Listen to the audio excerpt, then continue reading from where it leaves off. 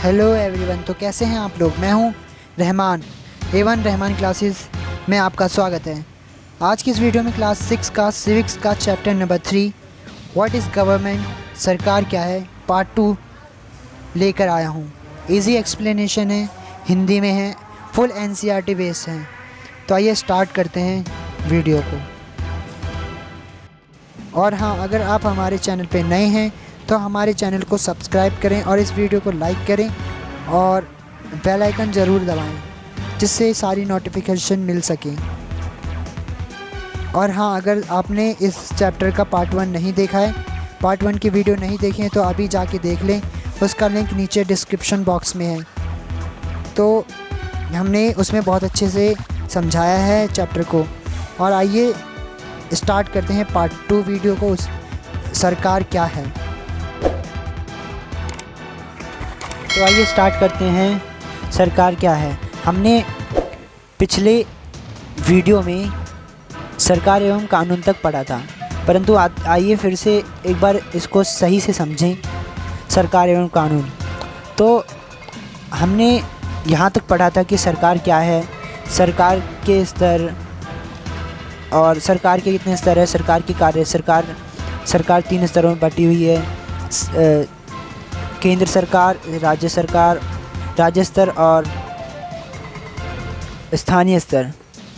तो वो तीनों मिलजुल कर मिलजुल कर कार्य करती हैं। परंतु आपने कभी सोचा है कि सरकार के पास ऐसा कौन सा पावर है, ऐसी कौन सी पावर है जिससे वह लोगों से अपनी बातें मनवाती है और इतनी पावरफुल है। तो वो सबसे पावरफुल चीज़ है कानून और कानून। क्योंकि सरकार जब कानून बनाती है और देश में रहने वाले सभी लोगों को वह कानून मान्य होते हैं। यानी कि अगर आपसे कहा जाए, प्यार से अगर कहा जाए कि ये काम कर लो, तो आप शायद करो, एक बार करो भी ना, परंतु आपको एक ऐसा कानून, सख्त कानून बना दिया जाए आपके ऊपर कि वो आपको करना है, वरना फिर आपको सज़ा मिलेगी, तो आप ज़रूर करोगे। तो इसी को ही हम कानून कहेंगे। यानी सरकार एक ऐसे सख्त नियम बना देती है कि जिससे लोग उस कानून को माने। केवल यही तरीका है जिससे सरकार काम कर सकती है।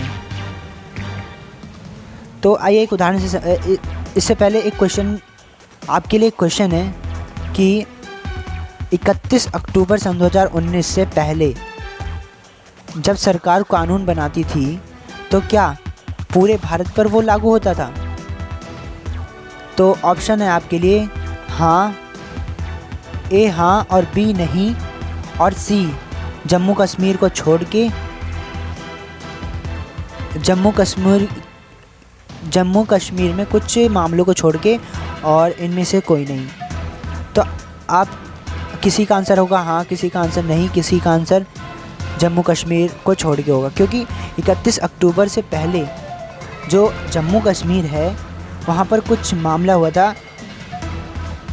क्योंकि 31 अक्टूबर 2019 में जम्मू कश्मीर से आर्टिकल 70 और 35A हट गया था, परंतु उससे पहले ये लागू था, जिसके कारण वहाँ पर कोई भी कानून, कुछ कानून लागू होते थे, कुछ कानून लागू नहीं होते थे।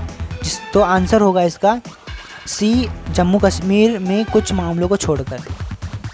तो 31 अक्टूबर सन 2019 के बाद वहाँ पर जब जम्मू कश्मीर और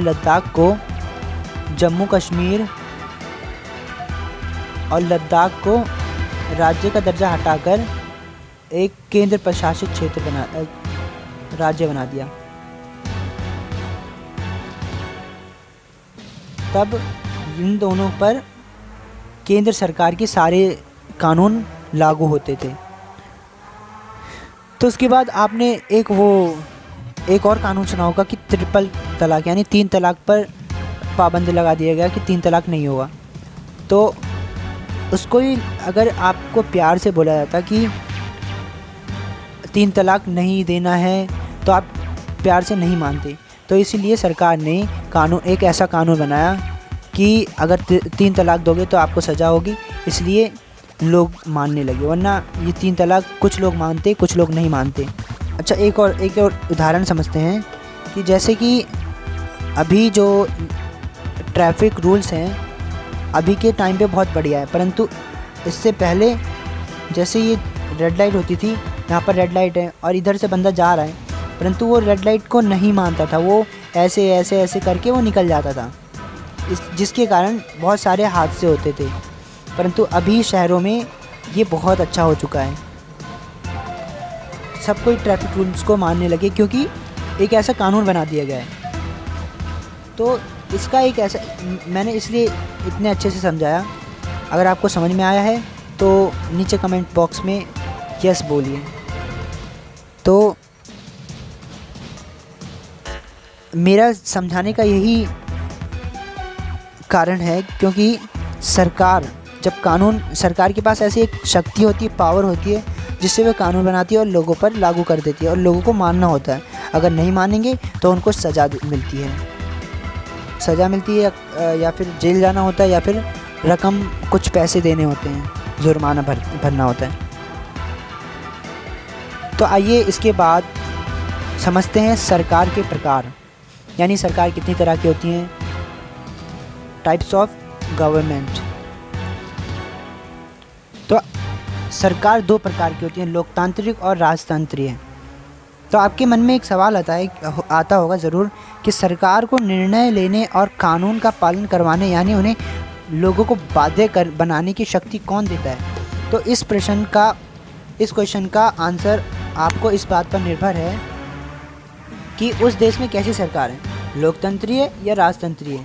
लोकतंत्रीय सरकार मतलब होता है लोगों द्वारा चुनी गई सरकार।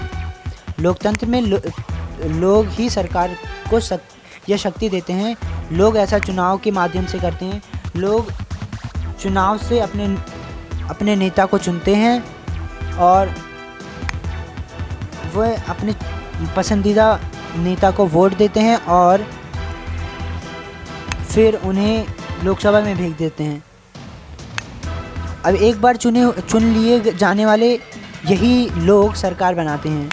लोकतंत्र में सरकार को अपने निर्णय एवं उठाए गए कदमों का आधार बताना होता है और सफाई देनी होती है। लोकतंत्र में जब सरकार कोई कानून बनाती है या कोई निर्णय लेती है तो उसकी सफाई और उसका आधार बताना होता है। परंतु आइए समझते हैं राजतंत्रीय में क्या होता है। एक दूसरी तरह की सरकार होती है जिसे राजतंत्रीय सरकार कहते हैं। इसमें राजा या रानी के पास निर्णय लेना और सरकार चलाने की शक्ति होती है। राजा के पास सलाहकारों का एक छोटा समूह होता है, एक छोटा सा समूह होता है जिसमें सलाहकार होते हैं, 5-6 आदमी होते हैं, और सरकार चलाने की शक्ति होती है। राजा के पास सलाहकारों का एक छोटा समूह होता है जिससे वह विभिन्न मुद्दों पर चर्चा करते हैं। सलाहकारों में आपस में एक चर्चा करते हैं और अंतिम निर्णय लेने की शक्ति राजा के पास रहती है। लोकतंत्र के समान राजतंत्र में राजा या रानी को अपने निर्णय के आधार नहीं बताने होते हैं, ना ही अपने निर्णयों की सफाई देनी होती है। यानी लोकतंत्र में सरकार जब कोई कानून बनाती है या निर्णय लेती है तो वो सफाई देती है और निर्णय लेने का आधार बताती है, परंतु राजतंत्र में ऐसा नहीं होता है। ना वो कोई राजतंत्र में राजा रानी ना कोई सफाई देती है और ना ही निर्णय लेने का आधार बताने होता है उनको। तो आइए समझते हैं लोकतंत्रीय सरकार। तो जैसा कि हमें पता है हमारा भारत देश एक लोकतांत्रिक देश है।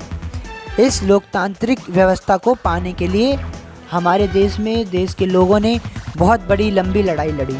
संसार में और भी कई देश ऐसे हैं जहां लोगों ने लोकतंत्र लाने के लिए संघर्ष किए। ऊपर बताया जा चुका है कि लोकतंत्र की मुख्य बात यह है कि लोगों के पास, मतलब पहले मैंने भी बताया कि लोगों के पास अपने नेता को चुनने की शक्ति होती है, इसलिए एक अर्थ में लोकतंत्र लोगों की ही शासन है। यानी लोकतंत्र यानी लोगों के द्वारा चुने गए नेता और लोगों के पास ही यह शक्ति होती है कि वह अपना शासन चला सकें। लोगों के द्वारा चुने गए नेता ही सरकार बनते हैं, सरकार में कानून बनाते हैं। लोकतंत्र में मूलभूत विचार यह है कि लोग नियमों को बनाने में भागीदार बनकर खुद की शासन करें। आज के समय में लोकतांत्रिक सरकार को प्राय प्रतिनिधि लोकतंत्र कहते हैं। प्रतिनिधि लोकतंत्र में लोग सीधे भाग नहीं लेते, बल्कि चुनाव की प्रक्रिया के द्वारा अपने प्रतिनिधि को चुनते हैं। ये प्रतिनिधि मिलकर सारी जनता के लिए निर्णय लेते हैं।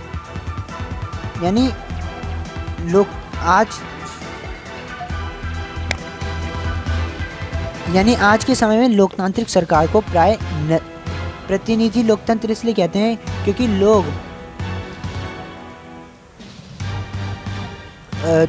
लोकतंत्र में लोग सीधे भाग नहीं लेते हैं, बल्कि अपने प्रतिनिधि, अपने नेता जिन्हें वो वोट देते हैं उनको चुनकर आगे भेजते हैं, और जिससे प्रतिनिधि मिलकर सारी जनता के लिए निर्णय लेती है।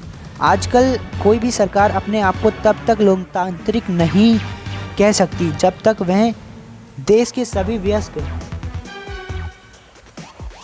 नागरिकों को वोट देने का अधिकार न दें। यानी कि कोई भी देश हो, वो तब तक लोकतांत्रिक नहीं हो सकता जब तक उस देश में सभी नागरिक, जितने भी नागरिक रहते हैं, उनको वोट देने का अधिकार प्राप्त हो। तो लेकिन हमेशा ऐसा नहीं था। आपको पता है कि हमेशा ऐसा नहीं था।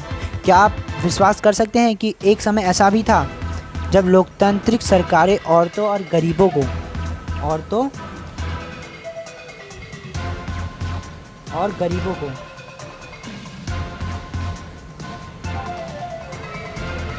चुनाव में भाग नहीं लेने देती थी।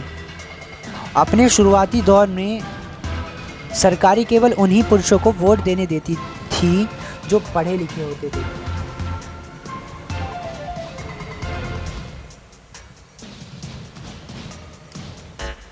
और जिनके पास अपनी संपत्ति होती थी।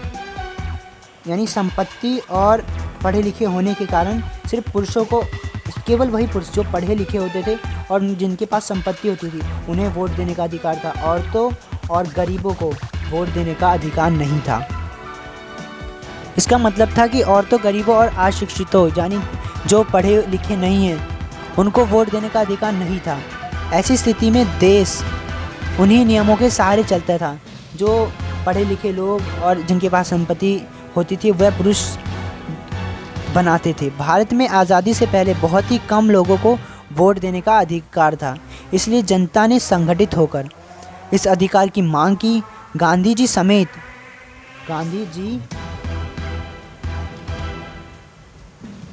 जी और उनके साथियों ने,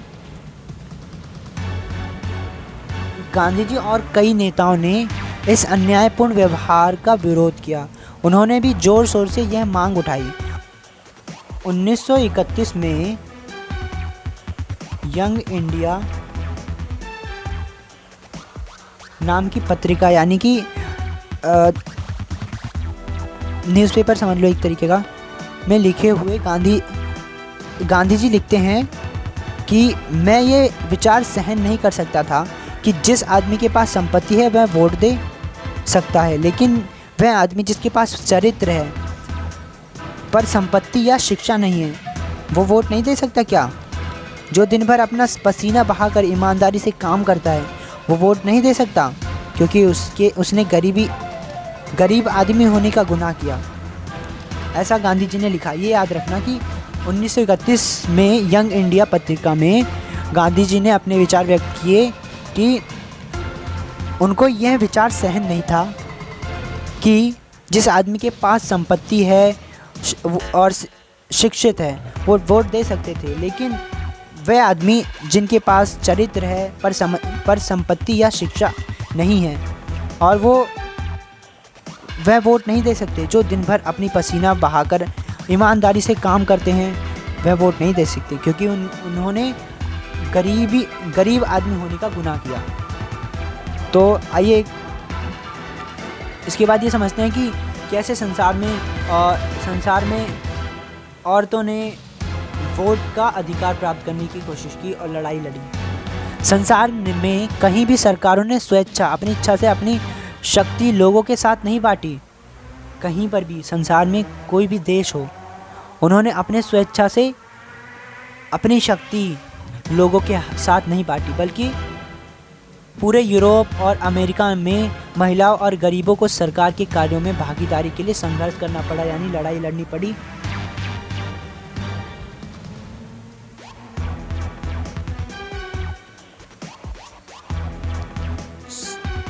महिलाओं द्वारा मताधिकार के लिए किए गए संघर्ष में प्रथम विश्व युद्ध के दौरान और मजबूती बढ़ी। यानी जब प्रथम विश्व युद्ध हुआ तो महिलाओं ने वोट डालने का अधिकार के लिए बहुत ज़्यादा संघर्ष किया, जिसके कारण और मजबूती पकड़ी।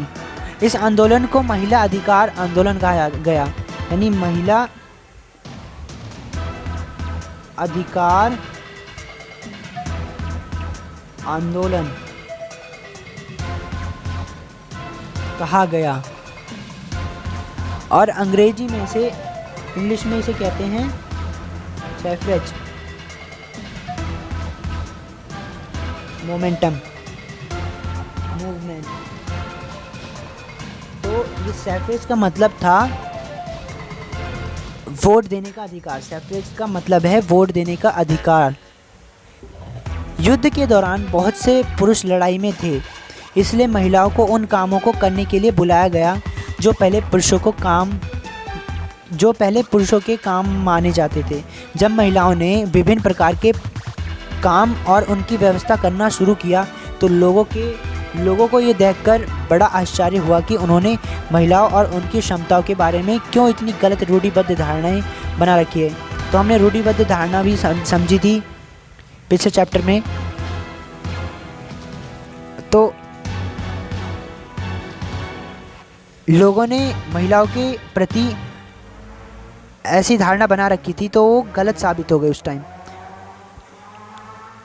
लोगों ने सोचा कि इतनी गलत धारणा हमने कैसे बना रखी थी कि महिला ये काम नहीं कर सकती है।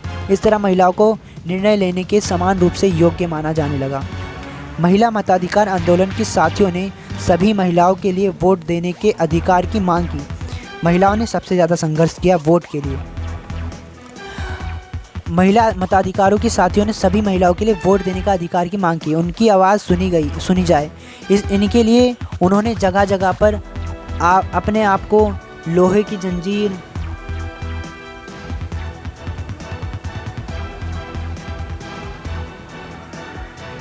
से बांधकर प्रदर्शन किया। उनमें से कई क्रांतिकारी महिलाओं जेल गईं और भूख हड़ताल पर बैठ गईं।